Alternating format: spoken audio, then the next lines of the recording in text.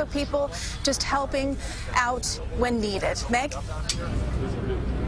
Christine, we're hearing more and more stories of who the true heroes in this situation were. They were civilians who immediately after that impact raced onto the train, pulled the injured off, came from the platform, came from outside of the train station, rushed in to treat those who were wounded and also help out in any way they can. We spoke to people who own restaurants here in town. They put out food, provided shelter for people, a place to stay, gather their thoughts, have some water, and get things together. Now, I just want to introduce you to Michael Wax. He is a first responder. He was actually the first person on the scene right after this accident. Tell me what you were thinking when you got that call and then what you saw when you got there. The call came in as, a light rail, a train into a building or a car. That was incorrect information initially, but we quickly figured out where the incident was.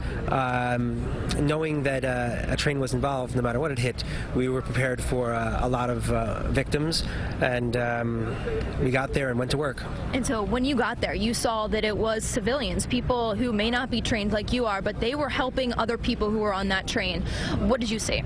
The first thing that hit me was I noticed uninjured civilians helping out injured victims, almost like a ratio 2 to 1. 2 civilians were helping out 1 victim. That was comforting for me because I couldn't help any one victim. I had to assess the scene and figure out how many people were injured, how many additional resources we would have to summon to the scene. So it was really great to see everyone kind of coming together and helping. And so you're trained on how to respond and who to treat first. What were some of the injuries that you witnessed, and how did you know who needed your help first? We triage. There are 4 colors, green, yellow, red, and black. We figure out who, in the order of medical priority, who needs help and treatment.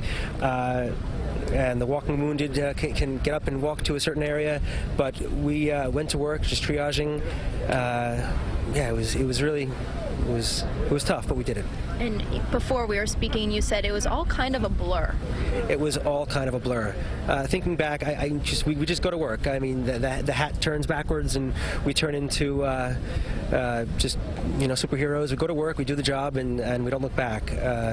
Trying to recall what happened is a little blurry, but I just remember tons of people helping, people who didn't have to be there, but they chose to be there, assisting us in what needed to be done. Yeah, it's a great sense of community here in Hoboken. That's what we've witnessed. You live here in Hoboken, and you volunteer. So this is a volunteer job. Just tell me why you do this. My wife and I moved to Hoboken about 5 months ago from Manhattan, and when I learned that the Hoboken Volunteer Ambulance Corps was here, I said, let's sign up. I want to give back to the community, whatever I can do, and it feels good. All right. Thank you so much for helping out. I'm sure everyone's very thankful for that. Thank you. Thank you. Christine, back to you.